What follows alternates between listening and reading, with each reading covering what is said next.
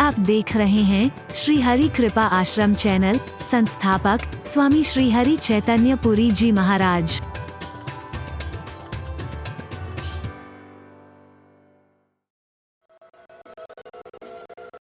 याद करिए मैंने क्या कहा था, 3 तरह के लोग मेरे को दुनिया में नजर आते हैं बस।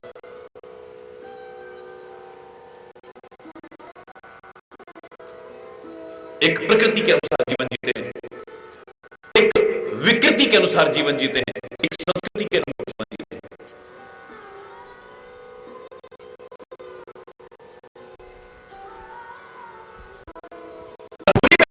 अगर सही से जानने की कोशिश करो, आप अंदाजा लगा सकते हो कि किसका जीवन विकृति परिपूर्ण है, किसका जीवन प्रकृति परिपूर्ण है और किसका जीवन संस्कृति परिपूर्ण है।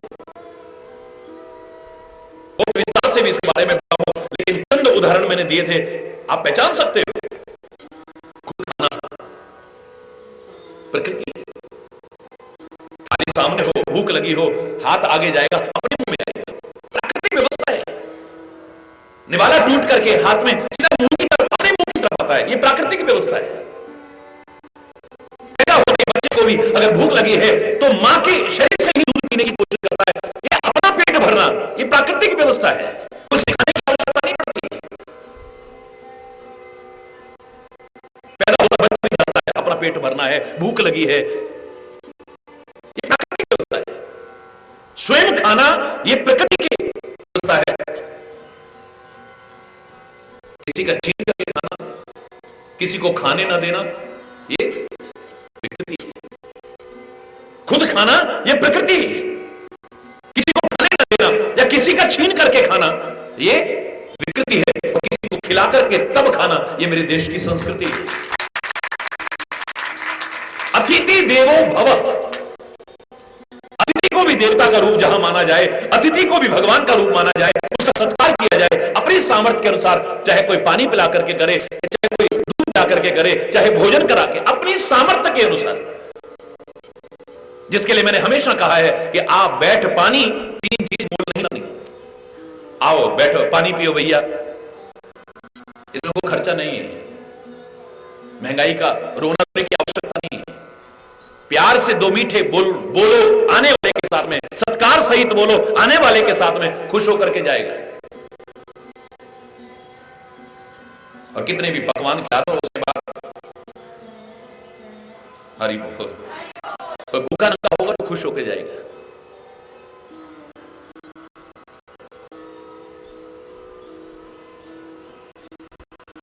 खुद खाना ये प्रकृति है।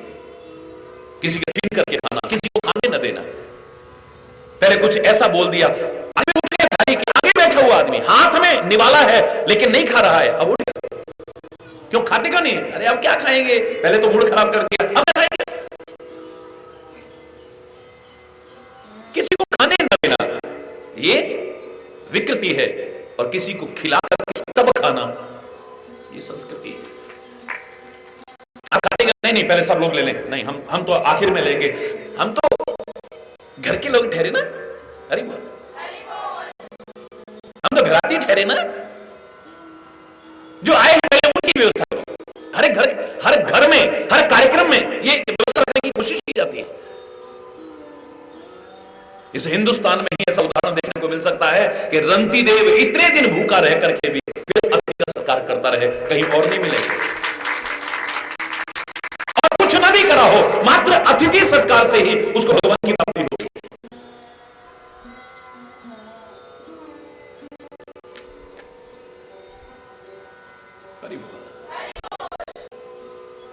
मेरे देश की संस्कृति, मैं तो हमेशा कहता हूं मुझे अपने भारत पर और भारत की संस्कृति पर नाज है, इसको अपनाने में गौरव अनुभव करता हूं मैं। आप भी समझ जाओगे तो तुम्हें भी नाज होगा और तुम इसे अपना करके गौरव का अनुभव करोगे, शर्म का अनुभव नहीं करोगे, तुम्हें शर्म नहीं आएगी।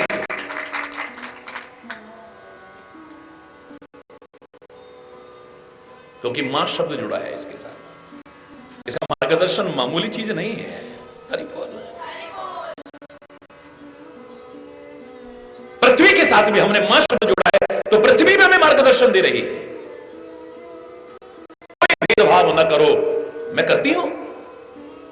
मैंने कभी कहा कि हिंदू है, ये मुसलमान है, ये सिख है, ये ईसाई है, ये जैन है, बौद्ध है, पारसी है, छोटा है, बड़ा है, गरीब है, अमीर है, ऊंच है, नीच है, पढ़ा लिखा है, अनपढ़ है, गोरा है, काला है, आदमी है या औरत है, मैंने कभी भेदभाव किया? जैसे मैं अपने आंचल में सबको समेट के रखती हूं, ऐसे ही तुम भी सबके साथ मिलकर के रहो। क्यों रखते हो? कितना अच्छा मार्गदर्शन है। मां कहां है? इस पृथ्वी को मां कहां है? हमने सिखा रही है हमें, का संदेश देती है। क्या कुछ नहीं दे रखा है इस पृथ्वी माता ने हमको? जल देती है, अन्न देती है, फल देती है, क्या कुछ नहीं देती है? लकड़ी देती है, पत्थर देती है, सब कुछ तो दे रही है हमको। जड़ी बूटियां दे रही है, पता नहीं क्या क्या, आप गिन नहीं सकते हो। जैसे पृथ्वी के, परमात्मा के उन अनमोल नियामतों को आप आंक नहीं सकते हो, ऐसी पृथ्वी माता भी तुम्हें क्या क्या दे रही है, तुम्हारे आंकने की सामर्थ्य नहीं है।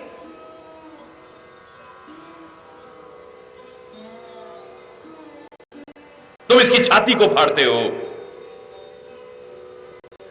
तुम इसे छेदते हो, बेचते हो, और उसके बाद भी एक दाना डाल करके उम्मीद क्या करते हो कितने दाने हो। ये तुम्हारी उम्मीदों पर पानी नहीं फेरती है, बशर्ते कि बुद्धि और विवेक का इस्तेमाल करके उपयुक्त समय पर, उपयुक्त जगह पर आप बीज डालो, एक बीज का अनंत गुना होकर के आपको देती है। कितना बड़ो।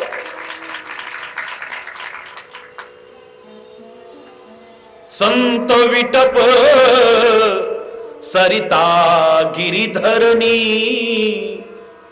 परहित हेतु सबन के करनी। इन सब की परहित के लिए ही करनी है, कोई भी स्वार्थ में करनी नहीं है कोई भी। परोपकार परोपकार परोपकार, किसी का कैसे भला हो जाए, किसी का कैसे भला हो जाए, बस यही सोचना है इनका रात दिन। उसी के लिए प्रयत्नशील है रात दिन। चाहे संत हो, चाहे वृक्ष हो, चाहे नदियां हो, चाहे पर्वत हो, और चाहे पृथ्वी हो, सब परहित के लिए लगे। अपने लिए तो कभी सोचा ही नहीं इन्होंने। अपने लिए सोचने के लिए टाइम कहां है इनके पास, फुर्सत कहां है। हर आदमी अपना सुख चाहता है, लेकिन ये चाहते हैं कि कष्ट भी पाकर के कैसे सुख पहुंचा सके हम, औरों को कैसे सुख पहुंचा दें। कष्ट पाकर के भी दूसरों को सुख पहुंचाने का भाव रखते हैं, कष्ट देने वाले को भी सुख पहुंचाने का भाव रखते हैं, बुरा चाहने वाले का, बुरा करने वाले का भी भला चाहें, ऐसे ही है?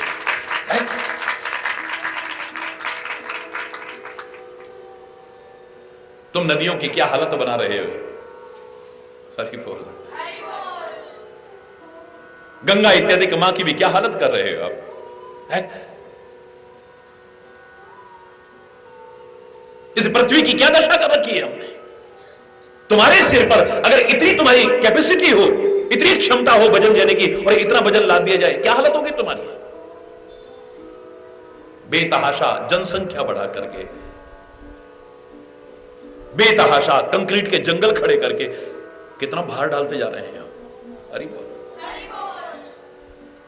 पर्वतों को साफ कर करके जिन्होंने बैलेंस बनाना था, भूधर कहते हैं, क्या कहते हैं, भूमि को धारण करने वाले, ये बैलेंस बनाते हैं, हमने उनको काट दिया है विकास के नाम पर। जंगलों को काट दिया है, वृक्षों को काट दिया है, वन्य जीव जो संतुलन बना करके रखते हैं प्रकृति में, उनका सफाया कर दिया है।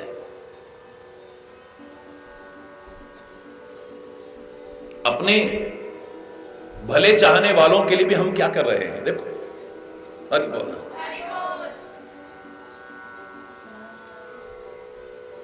भारत की क्या दशा बना दी है, पृथ्वी माता पर कैसा अत्याचार बढ़ा रखा है, नदियों को प्रदूषित करते जा रहे हैं, अपने मां बाप जिनकी बुजुर्ग होने पर सेवा करनी थी वो वृद्धाश्रमों में छोड़ दिए हैं,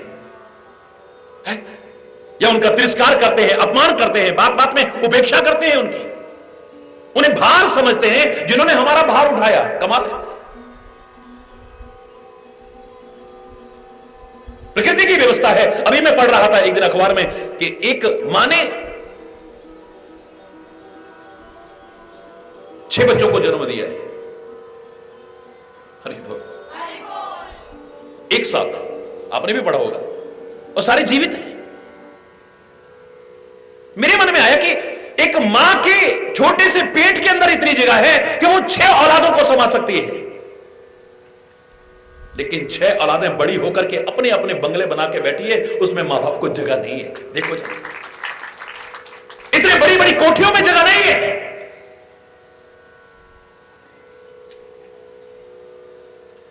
एक एक इंच जमीन तक बांट ली, एक एक बर्तन तक बांट लिया, एक एक कपड़ा तक बांट लिया, छोटी से छोटी चीज बांट ली।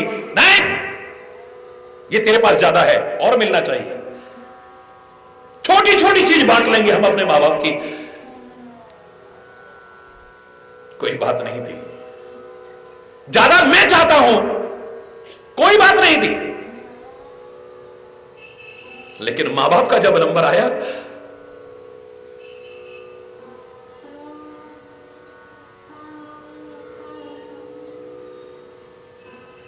ये तो तेरे पास ही रहेंगे ना फिर, और ना भी रहेंगे तो उनको भी बांट लिया। 7 फेरे लेकर के जिन्होंने साथ रहने की कस्में खाई थी, बुढ़ापे में उनकी औलाद उनको अलग अलग कर रही है। मम्मी आप मेरे पास रहना, पापा आप भैया के पास रहना। अब शहरों में मकान इतने बड़े बड़े नहीं है, अब इतना परिवार नहीं रह सकता है वहां पे, और इतने पर सब्र नहीं आया। अगर 4 भाई हैं तो 15 दिन वहां रहना, 15 दिन वहां रहना। 16वां दिन हो गया तो भैया अगर लेने नहीं आया तो जबरदस्ती छोड़ने चले जाते हैं। देखा है अपनी आंखों से, शर्म आती है। इस भारतवर्ष में क्या हो रहा है? 9-10 महीने जिन्होंने गर्भ में भार उठाया, पैदा करने के बाद गोदी में भार उठाया, लेटे हुए थे सीने पर भार उठाया, कभी घोड़ी बन करके पीठ पर भार उठाया, घुमाने ले गए तो कंधे पर भार उठाया, जीवन भर लालन पोषण का भार उठाया, आज वो हमें भार लगने लगे। इससे बड़ी शर्म की बात और क्या हो सकती है?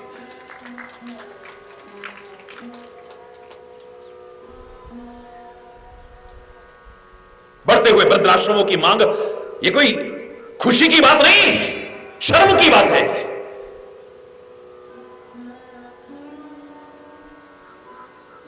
आएंगे वहां पर भी, लेकिन मैं दिखा रहा हूं वो मार्गदर्शन जो जिनके साथ मां शब्द जुड़ा है, कितना अच्छा मिल रहा है।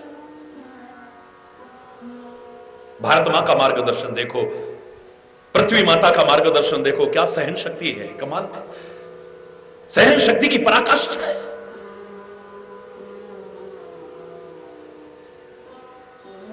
कितने जख्म सहती है, इसको कभी खोल के देखो तो कांटे और कंकड़ों के अलावा है क्या इसके पास? फिर भी ऊपर ला करके तुम्हारे लाभ के लिए ये गुलाब भी पैदा करती है, गेंदा भी पैदा करती है, पता नहीं कितनी कितनी कोमल चीजें देती है। खुद अंदर ही अंदर रोती है पृथ्वी माता, अंदर ही अंदर होती है, किसी के सामने कभी रोई नहीं। तुम तो अपना दुखड़ा पता नहीं कहां कहां रोते फिरते हो, जहां नहीं रोना चाहिए वहां भी रोते हो, जिस तरह से नहीं रोना चाहिए उस तरह से भी रोते हो। कितनी सहन शक्ति है, अंदर ही अंदर पीती रहती है, अंदर ही अंदर। पृथ्वी माता ने कभी अपना दर्द रोया होगा, दुख रोया होगा तो भगवान के सामने रोया होगा,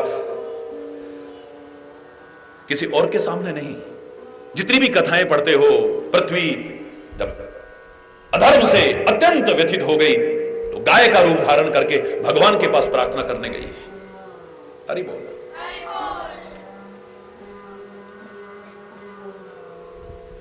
और प्रभु ने भी अवतार लेकर के उसका भार हरण किया है।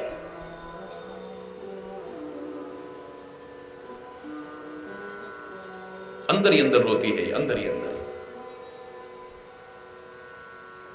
मेरी भावना थी 3 भाग तो जल का दिखाई दे रहा है और 4था भाग जो पृथ्वी का ये है, इसके नीचे भी पानी है, और 3 भाग जो तुम्हें दिख रहा है वो मीठा पानी नहीं है, सागर के रूप में खारा पानी है। मुझे कई बार लगता है ये पानी नहीं, उसके आंसू है, जो अंदर ही अंदर रोती है और किसी से कुछ नहीं कहती है।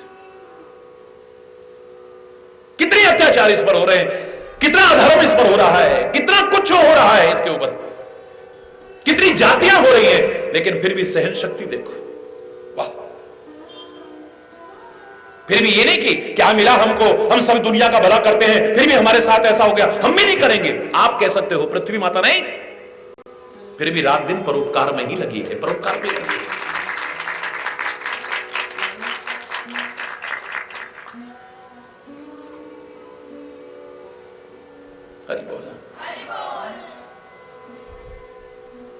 आपने तो खाली महाराज जी से रोज सुना, लेकिन पालन नहीं किया।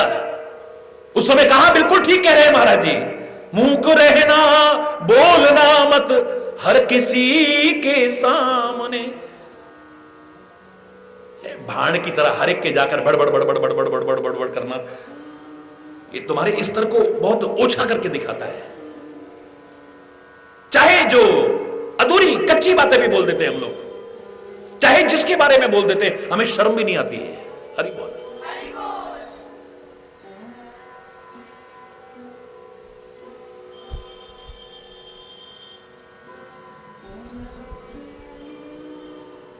आंखें मटका मटका के एक दूसरे की बातें करते हैं।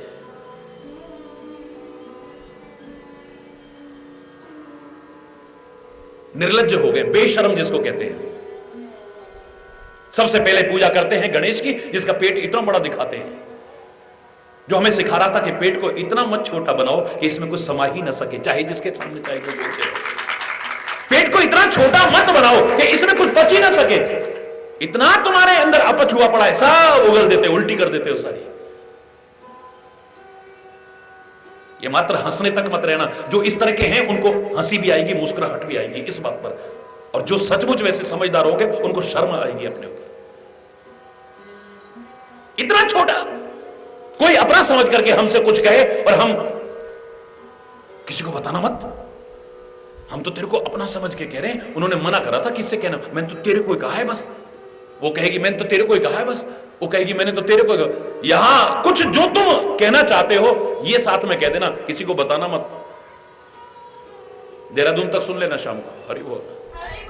और संचार माध्यम में इतना बढ़िया हो गया है, अब तो दिल्ली तक सुन लेना, लंदन तक सुन लेना। यहां तो 1 मिनट के अंदर अंदर सारे वर्ल्ड में फैल जाता है, गणेश जी दूध पी रहे, हरि बोलना, जोर से बोलो ना। किसी को बताना मत हमारे हाथ से पिया है, और फिर तो जरूर फैलेगा, हरि बोलना, जोर से बोलो ना। मैं कोई गलत तरीके से टिप्पणी नहीं कर रहा हूं, क्षमा चाहते हुए कहूंगा। सबसे पहले जिसका पूजा में ध्यान किया जाता था उसका पेट बता रहा है कि पेट को इतना छोटा मत बनाओ कि इसमें कुछ समा ना सके, पच ना सके। इसमें आकृति में तो बड़ा नहीं होना चाहिए, बीमारी का कारण है ये। पेट तुम्हारा बढ़ना, वेट तुम्हारा बढ़ना, समझ लेना कितनी बीमारियों को निमंत्रण दे रहा है। लेकिन प्रतीकात्मक रूप से छोटा नहीं होना चाहिए, हरि बोल। लाख समझाते रहे महाराज जी, आप बीता उदाहरण तक सुना करके समझाते रहे कि मूक रहना बोलना मत हर किसी के सामने, अपनी हृदय निधि खोलना मत हर किसी के सामने। आंख से मोती ढुलकते मोल इनका कौन जाने, तू इन्हें चुपके संजोले ये बड़े अनमोल दाने। इस निठुर जग की तराजू पर हृदय को तोलना मत, मूक रहना बोलना, मूक रहना बोलना मत हर किसी के सामने, हर एक के सामने मत बोलो। अपनी हृदय निधि खोलना मत हर किसी के। रही मन निज मन की व्यथा मन ही राखो गोए, सुन हंस रही हैं लोग सब बांट सके ना। क्या फायदा इनके आगे रोने का है? लेकिन पृथ्वी मार्गदर्शन दे रही है, अंदर अंदर रोती है। चारों ओर खारा पानी, ये उसके आंसुओं का प्रतीक है, लेकिन किसी के सामने रोती नहीं, और भगवान के सामने भी नहीं। जब अति हो जाए तो परमात्मा के सामने रोती है, किसी और के आगे नहीं। उसके सामने अपना दुखड़ा, उसके सामने रोने में कोई बुराई नहीं। तो कितना बड़ा मार्गदर्शन, कितना बड़ा, बिना भेदभाव के सबको अपने आंचल में लेके बैठी है, हरि बोल। बुरा चाहने वालों का, बुरा करने वालों का भी भला कर रही है, परोपकार का भाव रखती है। तुम उसकी छाती फाड़ते हो, वो तुमको अन्न देती है, धान देती है, पता नहीं क्या क्या देती है। तुम उसमें गड्ढा करते हो, उसे छेदते हो, तुम्हें पानी देती है, जीवन देती है।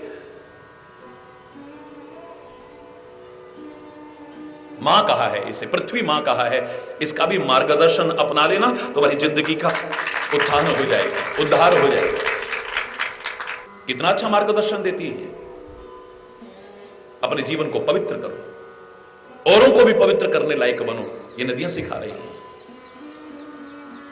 स्वयं भी पवित्र हो और औरों को भी पवित्र करने लायक बनो। यहां ना खुद पवित्र हुए, पवित्र करने वालियों को भी अपवित्र कर दिया। हरि बोल।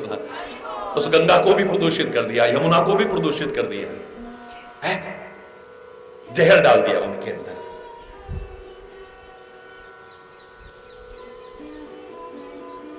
ये तो भला चाह रहे हैं जो रात दिन, भला कर रहे हैं जो, हम तो उनके भी दुश्मन बनने की कोशिश करते हैं।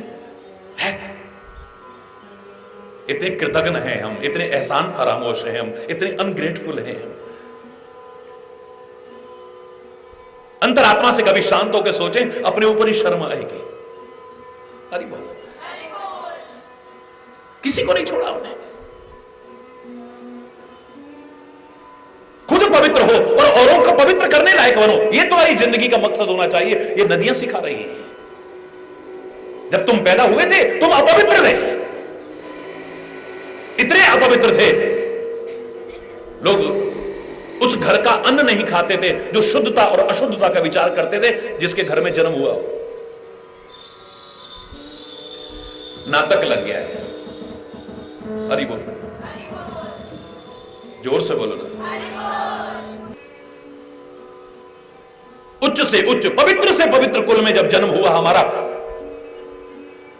आज महाराज जी को लोग कितनी श्रद्धा से जानते हैं सारी दुनिया में, कितने आदर भाव से देखते हैं सारी दुनिया में। लेकिन आप जानते हैं जब महाराज जी का भी जन्म हुआ होगा, कितने दिन तक उस घर का अन्न जल ग्रहण नहीं किया था लोगों ने।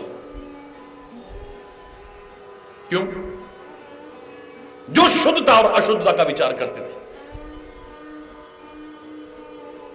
अपवित्रता आ गई है जन्म लेते ही।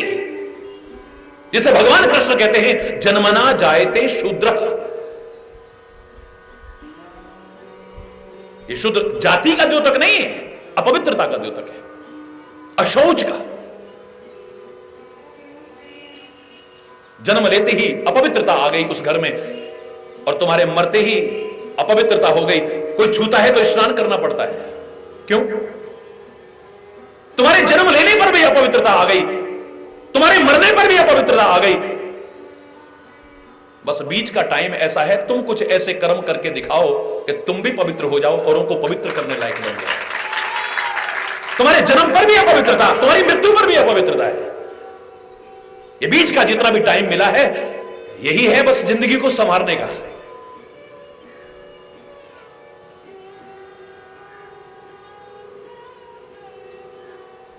इतना अच्छा बनाए जिंदगी को कि स्वयं पवित्र हो जाए, औरों को भी पवित्र करने लायक बन जाए।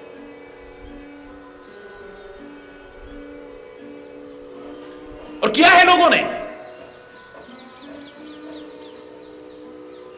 जिनको लोग अपवित्र मानते थे, नीच जाति का मानते थे, उन्होंने भी इतनी जिंदगी बनाई है ऊंची। आज कथा में सूतो वाचः सूतो वाचः सूतो वाचः खत्म नहीं होता है वाणी से। सूत जी ने कहा, सूत जी ने कहा, 88,000 ऋषि उनकी कथा सुनने आते हैं।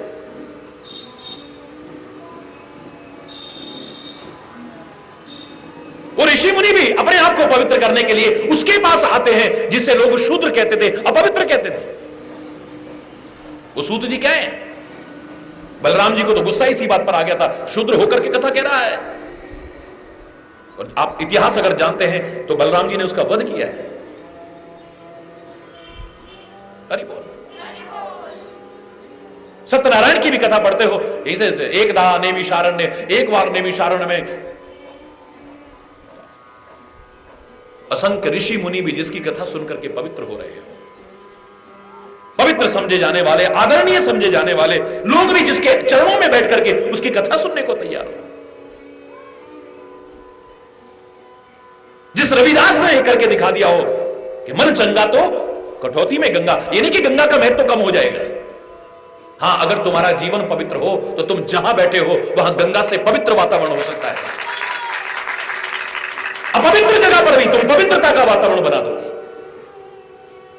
जैसे जन्म का ऑपोजिट क्या है बोलो? मृत्यु। दिन का ऑपोजिट रात सुख का अपोजिट, बोलो जोर से, दुख। अच्छे का अपोजिट बुरा, साधु का अपोजिट असाधु, अमृत का अपोजिट विष, अपने का अपोजिट पराया। विलोम शब्द सिखा रहा हूं। ऐसे ही काशी का अपोजिट है मग। हरि बोल। स्वर्ग का अपोजिट नरक।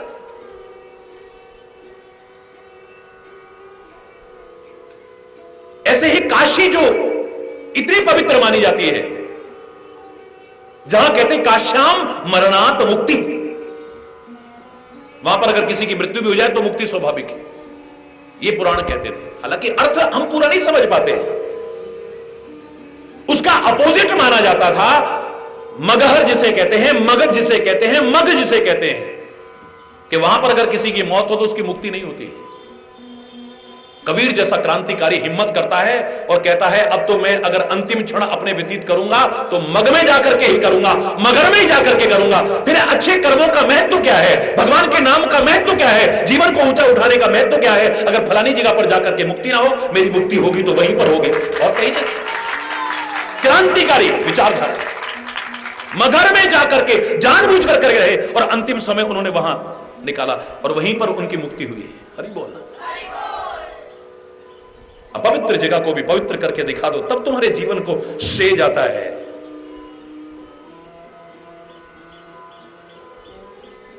उस कलंक को धो करके दिखाया है। कितने ऑपोजिट अब उल्टे सीधे हो गए हैं। मैं एक बार कह रहा था ना, ओपन का अपोजिट क्या होता है बोलो? क्लोज, है ना? लेकिन मुझे नजर नहीं आया। मैंने देखा जिससे क्लोज होता है आदमी उसी के आगे ओपन होता है। अरे बोल। क्लोज का अपोजिट बोलो, बोलो ओपन। लेकिन आप इसका उल्टा देखोगे दुनिया में, जिससे आदमी क्लोज होता है उसी से ओपन होता है। यानी जो क्लोज होगा, हमारे नजदीक होगा, बहुत नजदीक करीबी होगा, उसी के सामने अपना दिल खोलता है। अरे क्या के नहीं। अरे बोल। तो नदियों को भी हमने मां कहा है, जो कहती है स्वयं पवित्र बनो और ऐसा जीवन बनाओ कि औरों को भी पवित्र कर सको। स्वयं तरो, औरों को तराओ, अपना भला करो, साथ में औरों के भला करने लायक बनो। ये नहीं कि अपने जीवन को संवारो, साथ में औरों के जीवन को भी संवारो। खुद जपो, औरों को जपाओ। हरि बोल। मजा तब है। अकेले तो पशु पक्षी भी पेट भर लेते हैं, खुद खाओ औरों को भी खिलाओ। अरे बोल।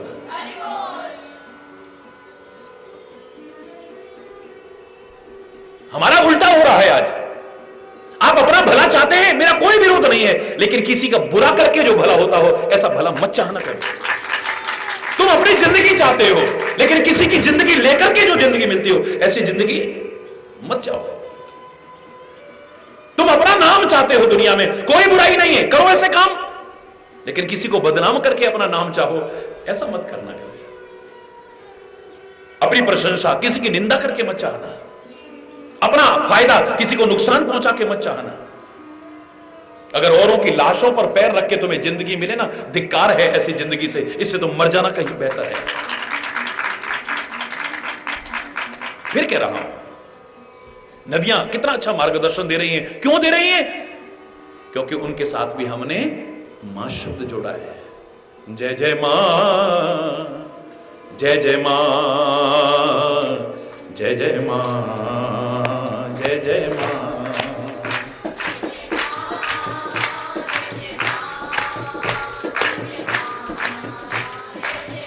जय जय मां, जय जय मां, जय जय मां, जय जय मां।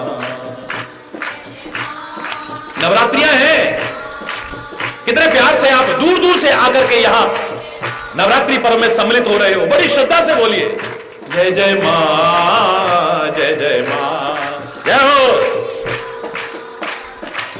जय जय मां, जय जय मां, जय जय मां।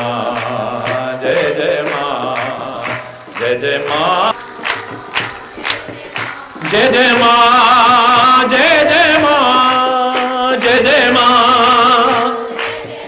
जय जय मां, जय जय मां, जय जय मां, जय जय मां, जय जय मां, जय जय, जय जय मां, जय जय मां।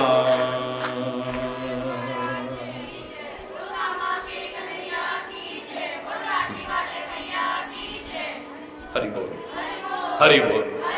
मां कहा है हमने, कितना अच्छा मार्गदर्शन देती है। मेरे शायद आपको कहीं और ना मिले, जिन जिन के साथ मैंने मां शब्द जोड़ा है, मेरे देश की संस्कृति ने जोड़ा है, किसी एक को पकड़ लो, बस एक को भी पकड़ लो, जिंदगी बन जाएगी तुम्हारी।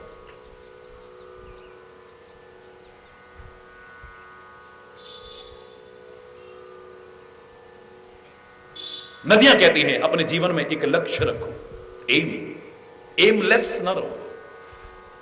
लक्ष्य विहीन मानव, मैंने हमेशा कहा है, याद करो, घड़ी के पेंडुलम की तरह उसका जीवन होता है। लक्ष्य विहीन मानव का जीवन घड़ी के पेंडुलम की तरह होता है। जब तक चाबी है वो पेंडुलम हिलता डुलता है, एक कदम भी आगे नहीं बढ़ता है। ऐसे ही जिसके जीवन में एम नहीं है, कोई लक्ष्य नहीं है, सारी जिंदगी कुछ ना कुछ करता तो है, जब तक श्वास रूपी चाबी है, लेकिन जीवन में कुछ पा नहीं सकता है, आगे नहीं बढ़ेगा कभी।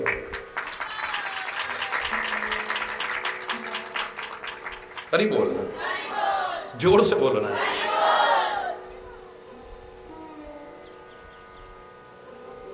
एक कदम भी आगे नहीं बढ़ता, एम होना चाहिए।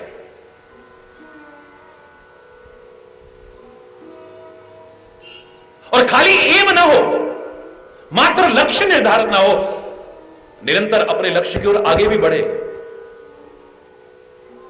नदियां निरंतर आगे बढ़ रही हैं, निरंतर। आप लाख कोशिश करो उन्हें बांध बना करके या किसी तरह से भी रोकने की, रोक नहीं सकते हो। कब तक रोकोगे, कब तक रोकोगे, कब तक रोकोगे, कब तक रोकोगे? एक समय आएगा फिर निकालना पड़ेगा। आगे बढ़ना है कि नहीं?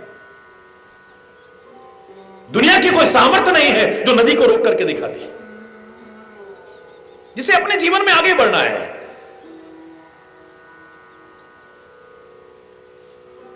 मन में हो तुम्हारे, लगन हो तुम्हारे, उत्साह हो तुम्हारे मन में, कर्मठ हो तुम, सजग हो तुम, जागरूक हो तुम, प्रयत्नशील हो, दुनिया में कोई रोकने की हिम्मत नहीं कर सकता है। हम तो रोना रोते रहते हैं, क्या करें, हम तो बड़े गरीब परिवार में पैदा हुए, ट्यूशन के लिए भी पैसे नहीं हैं, अच्छी कोचिंग करने के लिए साधन नहीं है, हम तो पिछड़े इलाके में पैदा हुए, वहां तो कोई अच्छी कोचिंग भी नहीं है, हम कहां से अच्छे कंपटीशन में निकल सकते हैं। पुरानी बातें छोड़ो, वर्तमान में तुम्हारे देखते देखते हिंदुस्तान के दूरस्थ इलाके में, सुदूर दक्षिण प्रांत में, एक मछुआरे का बेटा एक महान वैज्ञानिक बन करके सारी दुनिया में हिंदुस्तान का नाम रोशन कर सकता है और हिंदुस्तान के सर्वोच्च पद पर पहुंच सकता है। वो कलाम एक छोटे से कस्बे में पैदा हुई। कल्पना चावला अंतरिक्ष में जाकर के हिंदुस्तान का झंडा गाड़ सकती है, तो क्यों नहीं? छोटे से कस्बे में, हरियाणा के छोटे से कस्बे में पैदा हुई। देखते देखते तुम्हारे एक नहीं कितने उदाहरण तुम्हें मिल जाएंगे। अभी आपने वो सुना था, आईएएस में कौन निकला? एक चाय वाले का बेटा, देखा था?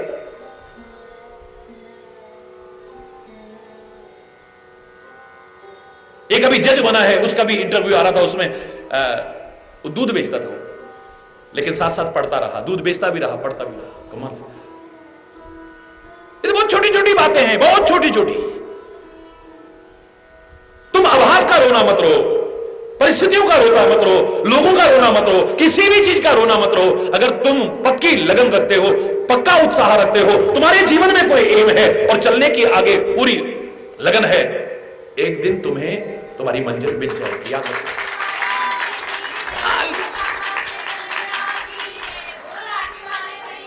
हम पहले ही हिम्मत हार जाते हैं। क्या हम क्या कर सकते हैं, हम तो ऐसे ही ठहरे, फिर हम क्या, हम तो कुछ नहीं बन सकते, अब ऐसे ही तो क्या बनोगे, खाक बनोगे तुम है?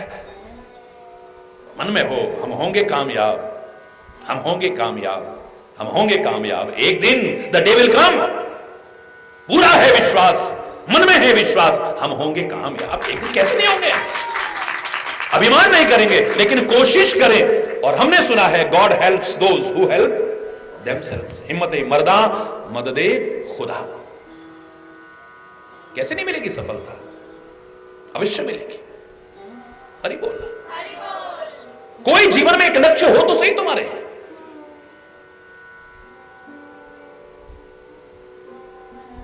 खाली रोना मत रहो, हम क्या कर सकते हैं, हम क्या बन सकते हैं।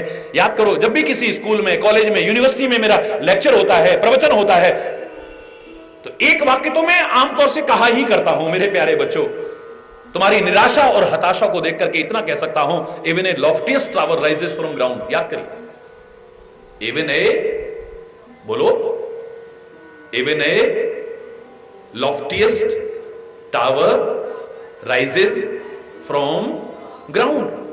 ऊंची से ऊंची मीनार भी इसी जमीन से उठती है, कोई आसमान से नहीं टपकती है। जिन्होंने कुछ पाया है, जिन्होंने कुछ किया है, जिन्होंने कोई मुकाम हासिल किया है, वो भी आसमान से नहीं टपके, तुम्हारी तरह किसी मां के गर्भ से पैदा हुए हैं। जब वो कर सकते हैं तो व्हाई नॉट यू, तुम क्यों नहीं? वो कुछ बन के दिखा सकते हैं, तुम क्यों नहीं बन के दिखा सकते हो? हरि बोल है। या तो कोरे सपने देखते रहते हैं, एम तो हमारे जीवन में है ही नहीं। ज्यादातर लोगों से पूछो what is your aim, what do you want to be, क्या बनना चाहते हो तुम? अब जो बन जाएंगे भी ठीक है, जो किस्मत में लिखा होगा।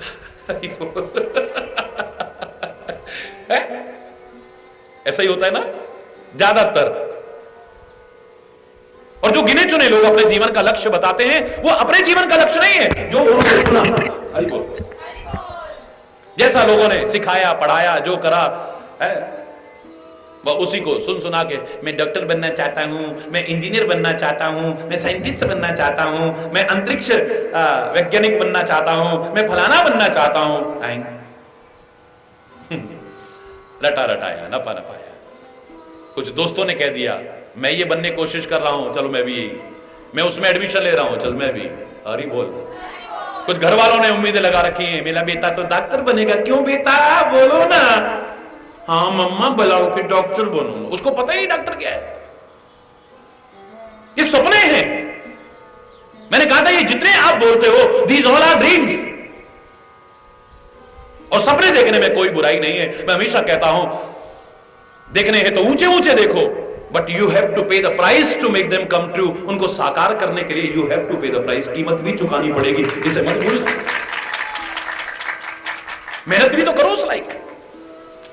नदियों के सामने एक लक्ष्य है और लक्ष्य की ओर निरंतर चल रही है, चरय वहती चरय वहती चरय वहती। चलते रहो चलते रहो। कब तक? जब तक तुम्हें तुम्हारा मुकाम उत्तिष्ठ जागृत प्राप्य वरान्य बोधयेत्। कोई बाधा तुम्हें रोक न सके। रुको नहीं, झुको नहीं, चलते रहो चलते रहो। कठिनाइयों से, बाधाओं से, रुकावटों से, परीक्षाओं से बिना घबराए तब तक चलते रहो जब तक तुम्हें तुम्हारी मंजिल न मिल जाए। जो भी है, जिस फील्ड में तुम आगे बढ़ना चाहो, सफलता तुम्हारे कदम चूमेगी। असफलता भी अगर कहीं मिली है तो घबराओ मत। हर असफलता के पीछे हमारे प्रयास की कमी छुपी होती है। हम भाग्य का रोना, हमारी किस्मत ही खराब है, हमने तो वहां भी फार्म भरा था, वहां भी नहीं निकले, वहां भरा वहां भी नहीं निकले। वहां अपने प्रयास की कमी को नहीं खोजता। पता नहीं हमारे पर भगवान की कृपा क्यों नहीं होती। भगवान तो समदर्शी हैं, वो तो सब पर कृपा कर रहे हैं। अज्ञानी व्यक्ति है जो उस पर भी भेदभाव का दोषारोपण लगाता है। महाराज जी लगता है उस पर तो आपके 4-4 हाथ हैं, हम पर तो एक भी हाथ नहीं, देखो वो तो कहां से कहां पहुंच गया। अरे बोलो, जोर से बोलो। महाराज जी डोंग नहीं करेंगे, पाखंड नहीं करेंगे और बर्दाश्त भी नहीं करते। ना कभी किया था, ना कर रहे हैं, ना करेंगे कभी। जो है सामने खुली किताब है, हरि बोलना। किसी भी पन्ने को पढ़ने की खुली छूट है हर एक को। महाराज जी की जिंदगी एकदम खुली किताब है, एकदम। तो मैं नाटक नहीं कर सकता कि मेरे इतने हाथ हैं और मेरे इतने हाथ हैं। ऐसे देखो तो मेरे 2 ही हाथ हैं, और वैसे तो आप सबके हाथ मेरे अपने हाथ हैं, है? फिर तो असंख्य हाथ हैं मेरे।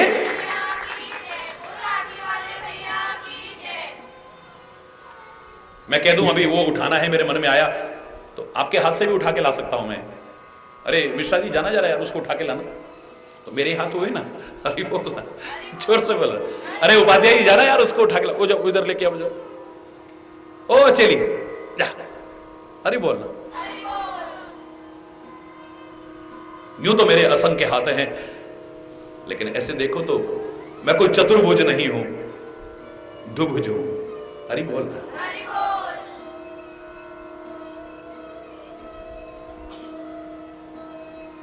मानव रूप में हूं, कोई ये नाटक करने की जरूरत नहीं है कि अब उसकी तरह से अब 2 नकली हाथ और जोड़ लूं साथ में। हरि बोलना। और इतना मैं खुले शब्दों में कह सकता हूं, एक हाथ उन पर है जो बहुत श्रद्धा रखते हैं, जो श्रद्धा नहीं रखते होंगे उन पर भी दूसरा हाथ है। जो आते हैं उन पर भी एक हाथ है, और जो यहां नहीं आते हैं उन पर भी एक हाथ है। घबराओ मत। जो प्रशंसा करते होंगे ना, मेरे गुण गाते होंगे, उन पर भी एक हाथ है, और जो निंदा और आलोचना करते होंगे उन पर भी हाथ है। उनके लिए कभी बुरा नहीं सोचा होगा। डरने की जरूरत नहीं है। अब उस पर 4 हाथ और हमारे पर 1 हाथ। हरि बोलना।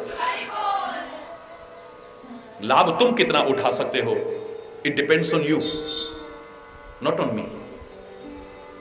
महाराज जी के पास क्या है और कितना है, संतों महापुरुषों के पास क्या है और कितना है, इसके चक्कर में मत पड़ो। तुम क्या और कितना ले सकते हो इसे देखो। मेरे पास क्या है और कितना है ये इतना महत्वपूर्ण नहीं है, और तुम उसे आंक भी नहीं पाओगे। दुनिया में किसी की सामर्थ्य नहीं है, किसी की योग्यताओं को कहां आंक सकता है, किसके अंदर प्रतिभाएं कितनी है कौन आंक सकता है, किसके अंदर क्या क्या है इसे तुम क्या आंकोगे। और चक्कर में पड़ो भी मत, क्या लेना है।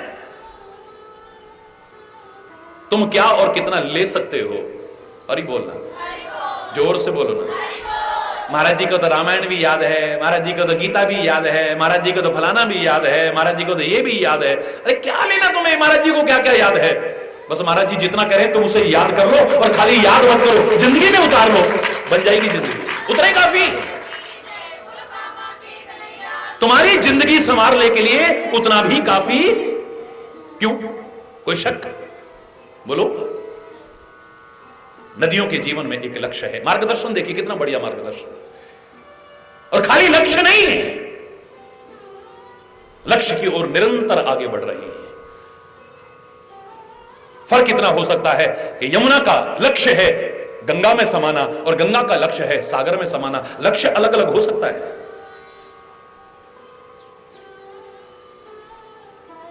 कितनी नदियां हैं जो यमुना जी में समा जाती हैं, उसके आगे उनका नाम नहीं, यमुना बन गई। बस उनका इतने में ही संतुष्टि है कि हम अपने से बड़ी नदी में जाके मिल गए हैं। यमुना के जीवन का लक्ष्य है कि मुझसे बड़ी नदी गंगा जी है, चाहे आगे मेरा नाम रहे ना रहे, नो प्रॉब्लम। इलाहाबाद के बाद यमुना जी को कोई देखेगा? कोई। मैं इसी में समा जाऊं, बस मेरी जिंदगी का यही एक मकसद है।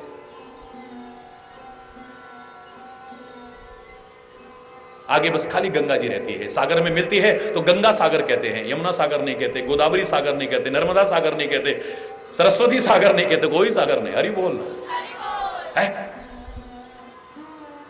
लक्ष्य अपना अपना अलग अलग हो सकता है, लेकिन लक्ष्य है सामने, और निरंतर लक्ष्य की ओर आगे बढ़ रहे हैं।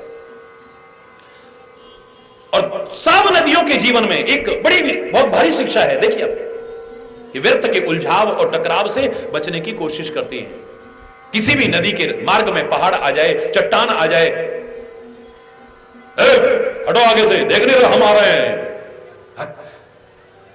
रास्ते पर आधी उलझने तो देखो आप, सड़क पर स्कूटर वाला, मोटरसाइकिल वाला, कार वाला, ट्रक वाला उलझते हुए ही जाता है। अबे देख के नहीं चला सकता? अबे कैसे आ रहा था तू? अबे गाड़ी यूं क्या खड़ी कर रखी है तूने? अबे तूने जाम लगवा दिया। बस इसी में लगे हुए हैं। आधा टाइम हमारा बर्बाद होता है काय में, व्यर्थ के उलझाव और टकराव में। वहीं लड़ाई हो गई, जहां जाना था वहां भी लेट हो गए।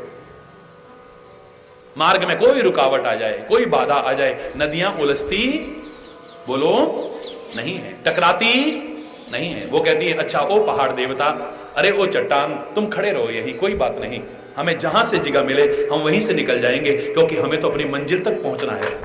उलझना नहीं है, टकराना नहीं है, समय बर्बाद नहीं करना है उसमें। जहां तक हो सके व्यर्थ के उलझाव और टकराव से बचने की, देखिए आप, मां शब्द जुड़ने की महिमा है, ये कितना अच्छा मार्गदर्शन है। आधी शक्ति, आधा समय, आधा सामर्थ्य हमारा इसी में नष्ट हो रहा है। बोल,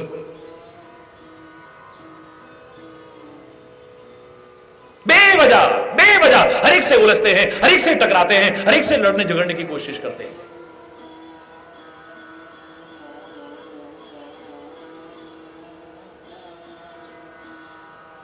अरे वो पहाड़ देवता, अरे वो चट्टान, पानी की विशेषता देखिए, उसे जहां से जगह मिलेगी वहीं से निकल जाए। जिसने जीवन में कोई मुकाम हासिल करना हो, जिसने आगे बढ़ना हो, वो अपना टाइम बर्बाद नहीं करता है व्यर्थ की बहस में, व्यर्थ के लड़ाई में, व्यर्थ के झगड़े में, व्यर्थ के फसाद में, व्यर्थ के उलझाव में, व्यर्थ के टकराव में, व्यर्थ के चिंतन में एक क्षण भी नष्ट नहीं करता है। अनमोल अनमोल एक क्षण भी,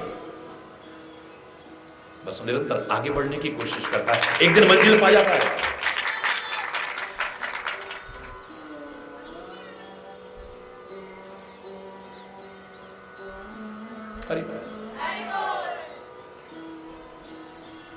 हर नदी को देखो आप, परोपकार का संदेश दे रही है, कितनी बड़ा मार्गदर्शन दे रही है।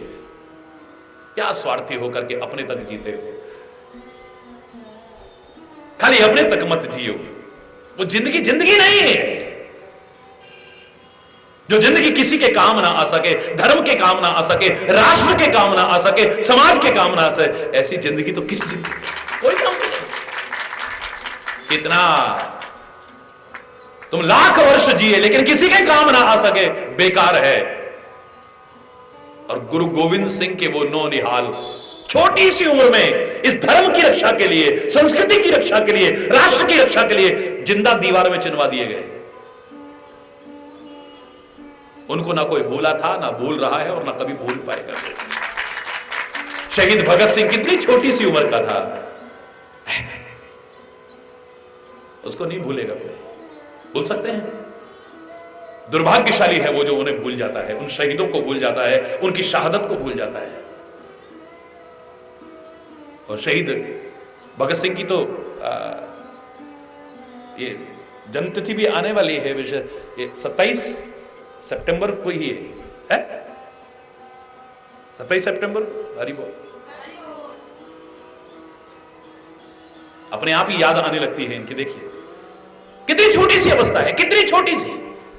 शहीद ऊधम सिंह की कितनी छोटी सी अवस्था है, जगत गुरु आदि शंकराचार्य की कितनी छोटी सी अवस्था है, लेकिन उस छोटी सी अवस्था में वो कर गए जो लाखों वर्ष जीने वाले नहीं कर पाए।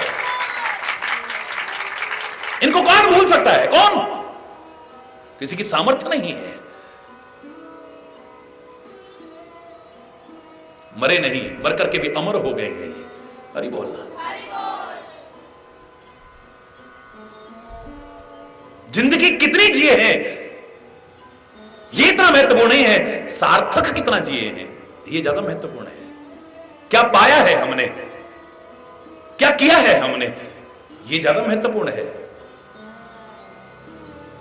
दूर अज्ञान के हो, मेरे को याद आ गई भजन की पंक्ति, बड़ी प्यारी पंक्ति है और मैं बोला करता हूं इसे, आप भी बोलिए मेरे साथ। इसमें वही भाव आएगा, दूर अज्ञान के हो अंधेरे, तू हमें ज्ञान की रोशनी दे। दूर अज्ञान के हो, तू हमें ज्ञान की रोशनी दे। हर बुराई से बच के रहे हम, जितनी भी दे भली जिंदगी दे।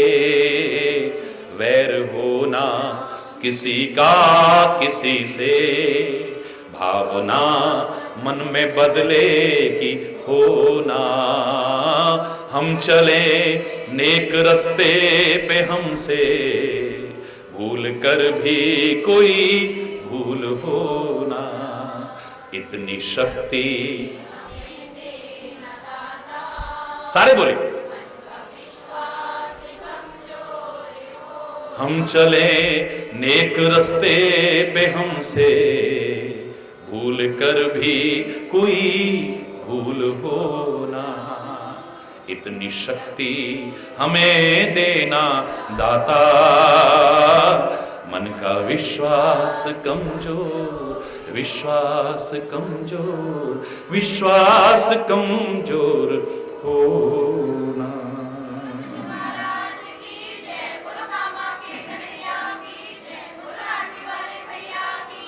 जितनी भी दे भली जिंदगी दे, हमें इतना जिए ये चाह नहीं है, पर जितना जिए सार्थक जिए ये चाह चाहिए। मरने के बाद भी मरे नहीं, अमरता का शब्द जुड़ जाए। आज अगर मैं आपसे पूछूं कि आपके परदादा जी का नाम क्या है, जबकि अभी श्राद्ध गए हैं, तो भी मेरा चैलेंज है 10% लोग भी नहीं बता पाएंगे। और अगर उससे और 2 पीढ़ी आगे का पूछ लूं तो 2% लोग भी नहीं बताएंगे। उससे 2 पीढ़ी और आगे पूछ लूं तो 1% भी लोग नहीं बता पाएंगे। और एक आध पीढ़ी आगे पूछ लूं तो कोई नहीं बता पाएगा। बोलो हरि बोल। नाटक चाहे करो, आप सोचो महाराज जी को कौन सा पता है, कुछ भी बता दो, लो इसमें क्या है। तुम्हारे पिताजी का नाम ज्ञान सिंह, तुम्हारे दादाजी का नाम मुस्कान सिंह, तुम्हारे परदादा जी के नाम ज्ञान सिंह, तुम्हारे परदादा के पिताजी का नाम महान सिंह। अब कुछ भी बोलते रहो। एक क्लास में वो एग्जामिनर आते थे पहले पुराने जमाने में, अब पता नहीं आते कि नहीं, हमारे टाइम में आया कर, उन्हें वो आते थे, क्या कहते हैं, हाँ, इंस्पेक्शन करने के लिए आते थे लोग। तो जो वैसे बच्चे होते थे ना जिनको ज्ञान नहीं होता था, तो मास्टर जी खुद कहते थे कल स्कूल मत आना, तू मत आना, बिल्कुल बताना, हाँ, क्योंकि उनकी इंसल्ट ना हो जाए ना, ये गलत जवाब देगा तो रिमार्क तो उनके उसमें लग जाएगा ना। तो एक बच्चे को मना करा कि कल इंस्पेक्टर ने आना है तो तू मत आना भैया स्कूल, लेकिन वो आ गया और मेज के नीचे दुबक गया। मास्टर जी को पता नहीं, मास्टर जी खुश वो नहीं आया, वरना हमारी बेइज्जती करवा के रख देता। और जैसे ही वो निरीक्षण करने वाले अंदर आए, ब्लैक बोर्ड के पास पहुंचे,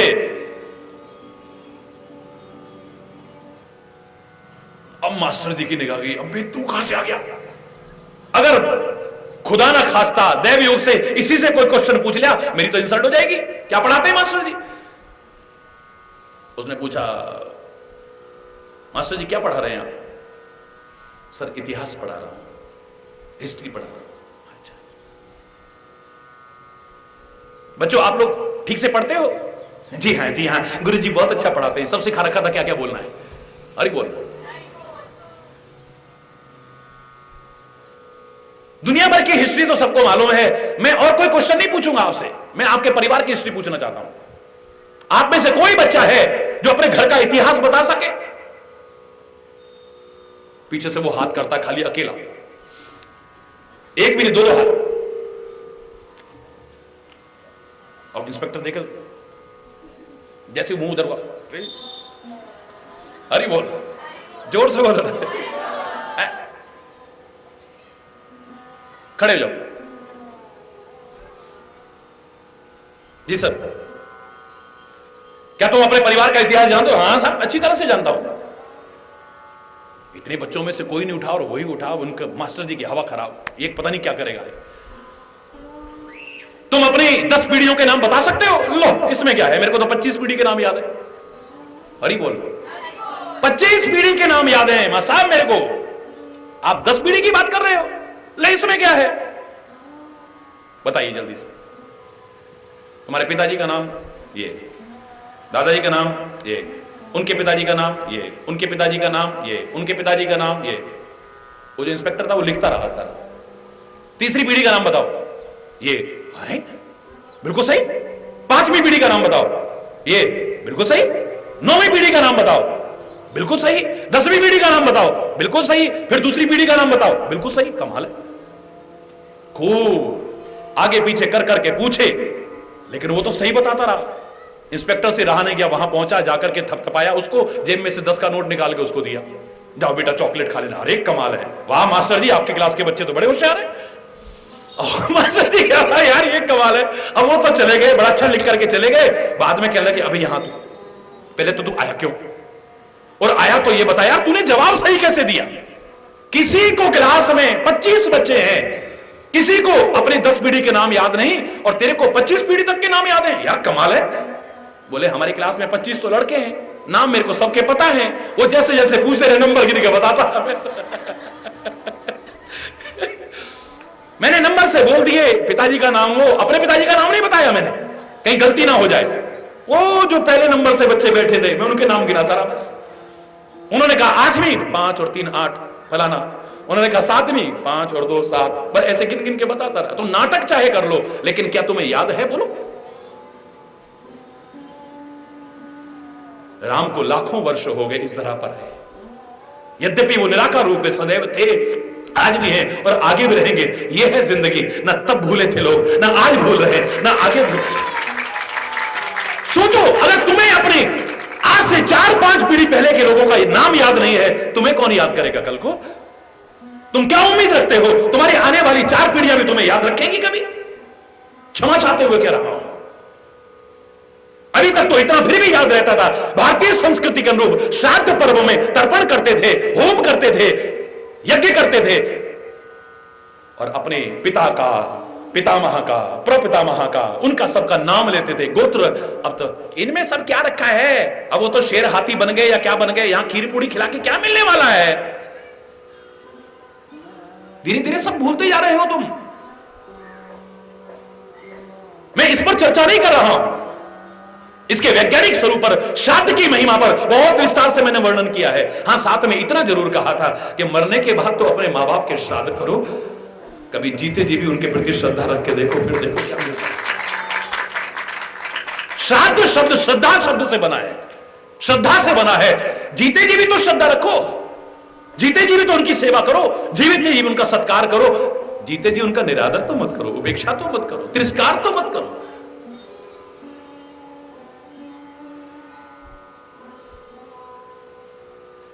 मरने के बाद गंगा जी में भी अस्थियों को ले जा रहे हैं, जीते जी यहां मंदिर तक भी आए तो हमें बुरा लगता है। और कोई काम है पिताजी आपके पास? हरि बोल।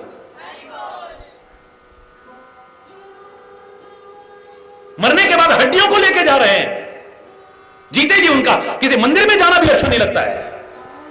ये नहीं कि इतनी देर बच्चों को खिला लें, थोड़ी देर, या बाजार की सब्जी, जब देखो जब। हरि बोल। जीते जी रोटी के 2-2 टुकड़ों के लिए तरसता छोड़ते हैं। कितने दुर्भाग्यशाली है ऐसे, भूख से अपने प्राण त्यागने वाले कितने बुजुर्ग होंगे। रोटी के 2 टुकड़े नहीं देते हैं और उनके मरने के बाद कितने कितने गांव को निमंत्रित करके भोजन करा रहे हैं, सारी बिरादरी को बुला बुला करके खिला रहे हैं। मुझे तो लगता है कई बार कि मजाक उड़ा रहे हैं, अरे वो बुढ़े, तू तो रोटी के 2-2 टुकड़े के लिए तरसता हुआ मर गया, देख तेरा नाम लेकर के चटकारे ले लेके पकवान खा रहे हैं लोग। वाह, मजाक नहीं है ये।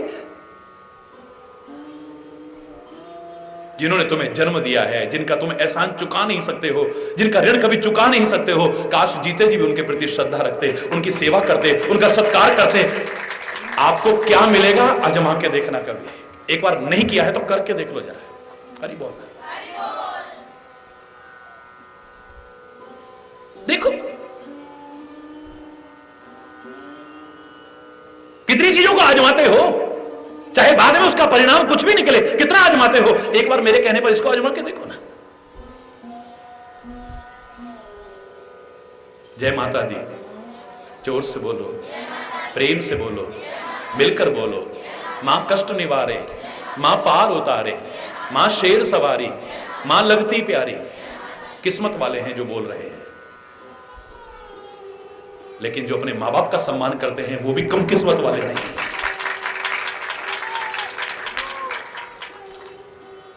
कम किस्मत वाले नहीं है वो भी। अगर श्रवण कुमार से पूछा जाता कि तुम्हारी निगाह में भगवान कौन है,